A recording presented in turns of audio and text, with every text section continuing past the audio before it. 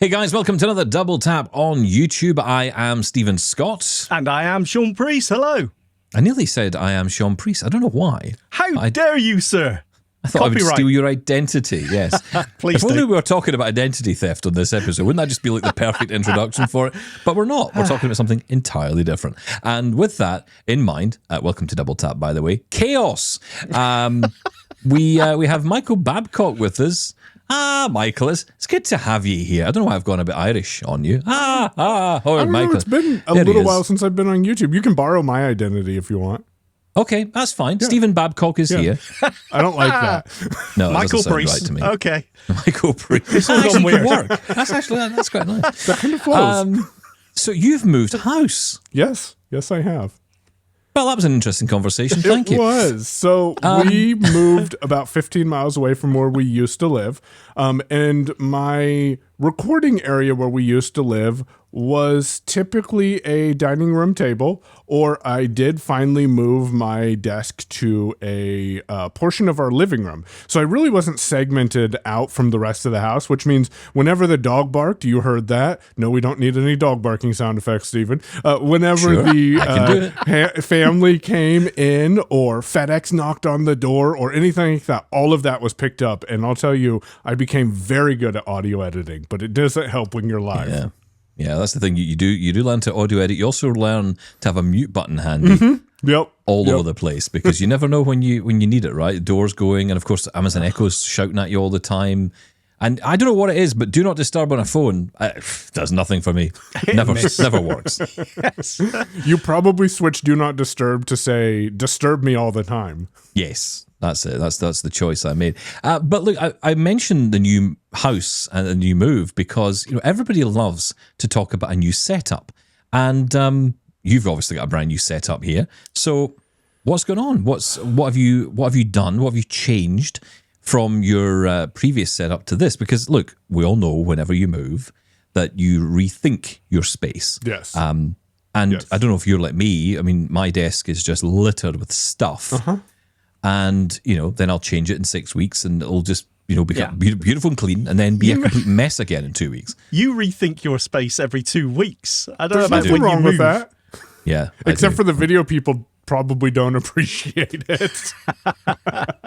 Yeah, no, I can reconfigure my desk and then it's littered with stuff probably about an hour and a half after I get done reconfiguring it. So I moved with a lot of the stuff that I had, and then we made some improvements, and we're not done yet. So what I've done is we have I think this is a 2-car garage, and we've commandeered it because we don't park our vehicles in it. So I took over a corner of the garage that we have. My wife used to work for a person who moved offices, and that person gave her, do you guys know these, we call them cubicles here in the U.S. The cubicle wall dividers. They're like these walls with fabric over them. Yes, and they're in big offices. So we got a couple of those from her, and that used to be what would separate my office from the rest of the living room. They're horrible about noise reduction, by the way, just so you know, especially since they only go like 6 feet tall. So what we did is we brought one of those cubicle walls into the garage, and we stood it up vertically right inside the door. And then that comes probably about 6 feet into the garage. And then there's a little walkway for me to walk in. And on my right is my sit-stand desk, which typically is in the sitting mode because I'm too lazy to stand. But it is nice to have that ability when I need to. And then on that sit-stand desk is my laptop, which is a old Lenovo Legion 504 5G, some weird model number like that. And then I have the boom arm from Rode, which Rode really loves to have their advertisement on their boom arm when you're in video because it's big letters. It says Rode right on it. But that is on the left side of the desk. And then we bought this noise dampening foam from Amazon, $25 for, I think it was 100 square feet or something like that. And we just used a staple gun and stapled them to the wall beside me. I have a a 4-foot by 8-foot piece of wood right in front of me, right behind my desk, that has no noise dampening because we didn't think that one through and should have did that one first, because now my voice just reflects off of it. So when I need to do more professional recording, I just turn to my left and record right into the wall, which actually sounds pretty nice. And that's and camera, I'm using a Logitech C935E, I think is the model number.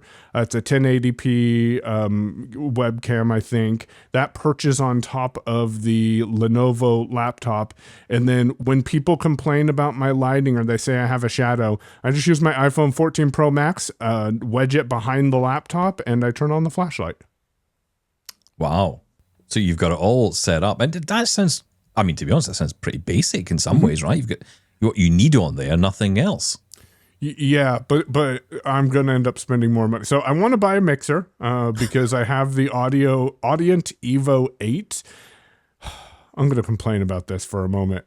I like the Audient Evo 8 and the form factor of it. It's a really cool device. I really like the fact that Audient added accessibility features to when you hit a button, you can hear what your levels are. I will admit that I hit the control key sometimes to try to shut it up, and then I realized that's not a JAWS thing talking to me. It's Audient, so that doesn't work. But the problem I have with it, both of you probably remember the old GSM phones, like the Nokia phones. Yes. Yeah. Yes, of course. So whenever I get a phone call or data comes through, this Evo 8 is not shielded very well. So you hear click, click, click, click, click, click, click, click. Wow. So, you don't expect that. I haven't heard that in years. I know. And it's not an issue with my unit. Apparently a couple other people have had this issue as well. So I have this Vocaster here on the back of the desk that I'm probably going to swap out. But at some point I do want to buy a mixer so I can run more stuff into it and, upgrade my audio setup. But right now that's the audio portion. You go through mixers like Stephen goes through MacBooks. I mean, this is... Yep. Last time I think we spoke, Michael, we were celebrating the joy that is the Vocaster that I got. Only because you got it. Like, I had already had it. That was old news for me. I know, yeah, but you've always got it first. I remember you had the Soundcraft, then I got it, and then we went to the Vocaster. You're never happy, is what I'm saying. Don't tell my wife that. Okay. But I want to go back to what you said, Stephen, about it sounding like a basic setup, right? But you sound amazing to me right now, Michael. I mean, you've got the voice anyway, right? You've got the radio voice. We all know that. But it goes to show you what you can do. It just takes a little bit of thought. And I think that the biggest thing here, I mean, we can talk about the hardware and the kit, but I think the biggest thing here is just having your own space, no matter where you make it and how you make it, with cubicle walls or whatever it may be. But having your own space somewhere is so important. It is. I've been inspired by you and your shed quite a bit because I told Mallory, my wife, and I said, hey, I want a shed or a space that I can make my own, because that means A, I can leave my desk as dirty as I want it to be and know that I have to clean it up before we get on video most of the time. But B, no one's going to move my stuff or twist my knobs or push my buttons. Not unless you ask nicely. No, that's absolutely exactly right. You do need that space. And for another thing as well, it gives you a chance to say, that's it, I've finished, and walk away as well, which can be important, because for the longest time I had my setup in the pantry in the kitchen. And it's like, you just think, oh, it's just there, I'll just carry on a bit more, or I'll just sit down and do this while I'm here. And sometimes it's important to turn off from that and separate the two sort of zones, if you like. But yeah, I think it sounds absolutely great at the moment. The work-life balance is something I think we all should be thinking about. And if you don't have that separation of a place to say, this is where I do work and this is where I don't, then that can get a little overwhelming and hard to manage for sure. Yeah, I totally agree. I mean, I think for me, having the separate office upstairs, just having a place to go and work, and then at the weekend, I'm rarely in here. Maybe come in on a Saturday morning, maybe check some emails, then call Shaun and irritate him for a couple of hours. Yes. And then that's it. That's me for the day. I feel better. And then I can go downstairs and enjoy my weekend and just be away from it. That's really important. But, I say basic setup, and I don't mean to be jokey about that. I mean, I think what is... Yeah, and I'm not poo-pooing it because I think it's brilliant. Sounds like it. I'm not poo-pooing it, Shaun Preece. Okay. I am saying it. Don't get me started. I've not had coffee yet, so come on. But no, I think it's good because I think oftentimes when we speak to people, one of the questions you get asked a lot in this business is, how do you start a podcast or how do you start creating content? And it's funny. Most people you might speak to who have been doing this for a long time will tell you all the gadgets and all the gizmos and all the great, the best microphone and the best this and the best that. And actually, you can keep it really simple. I'm sitting here with my Shure MV7 microphone. It has a USB port in it, USB-C, and you can actually connect this directly into a computer. There's a headphone port in the back of it. It means I can listen to my voiceover. I can listen on the Mac at least. I can hear the microphone. I can balance it nicely so I can hear what's going through the microphone and I can hear what's coming back from whoever I'm speaking to on a Teams call or on the recording we're doing here. It's so easy to use, and that is all I really need. Honestly, I could just live with that. Now, because I do different work with television and all the rest, they have different requirements. So that's a different story. But that is enough. That is enough just to do the job.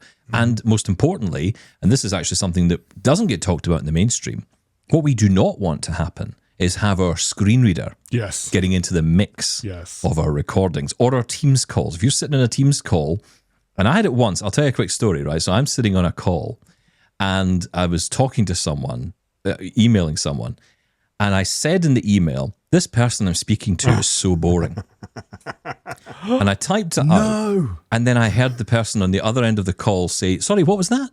And I had to sort of make up some story about, I don't know what that was.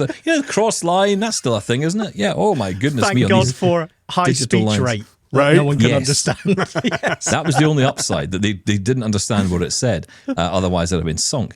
But that's, this is the thing, right? So we've got to think about factors like that. This is what this microphone's handy. And I'm guessing your setup is built to accommodate that as well. So I'm using a Shure Represent today, Shure Beta 87A, which is a condenser microphone going directly into the Evo 8. And yes, JAWS is set to just go through my headphones. One of the reasons why I want to upgrade to a mixer is because I want to put more stuff in my headphones and be able to control it with physical switches or sliders and knobs and stuff.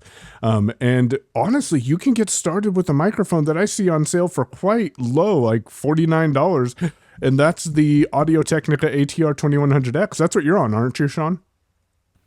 Yeah, I was previously. I'm currently using a Shure SM57B, one of the big ones, but I've got the Audio-Technica 100X. I think it's a fantastic. It sounds great.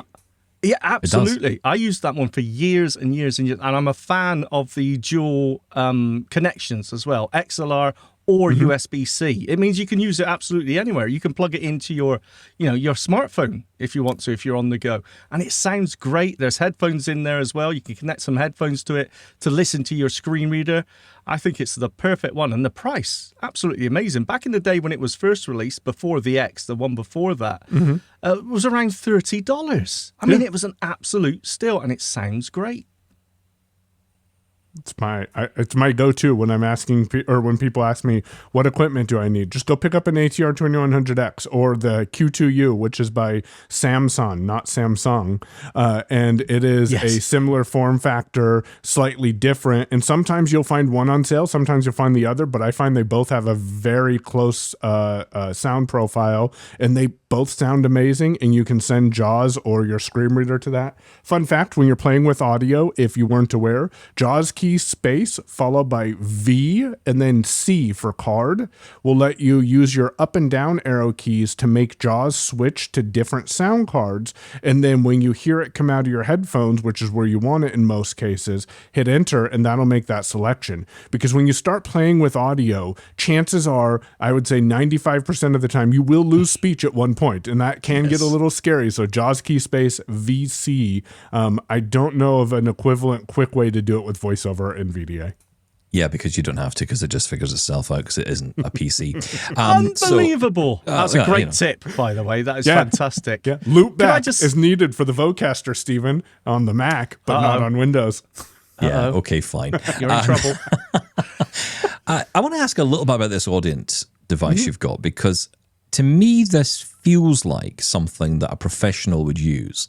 What would someone who's, for example, doing Teams calls and, essentially using it for work, would they benefit from something like this? Or is it for your recording work that you've bought this? So I bought it because I'm doing a lot of hybrid sessions for clients. So you have people in person with microphones and you have people on Zoom. You need the people in person to hear the people in person in the overhead speakers. And you also need the Zoom people to come overhead. But you don't want the Zoom people to hear themselves. People don't tend to like to hear themselves with a second or so delay. It's not a fun experience.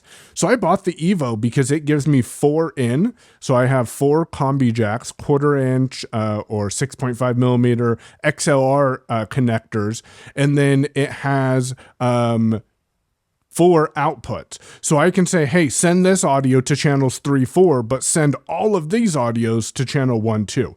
That's really why I bought it. And honestly, it was $229. So it's a lot more affordable than this equipment used to be in the past. If someone's just doing a Zooms call or a Teams call or just wants to get some more advanced audio, I can't recommend the Vocaster line more because it just works and you have either a single channel or 2-channel model. And honestly, if you can get the 2-channel model, because that gives you a lot more flexibility. Yeah, it was recently on sale as well for the same price as the Vocaster 1. And it was an absolute steal. I recommended it to a couple of people and they took me up on it.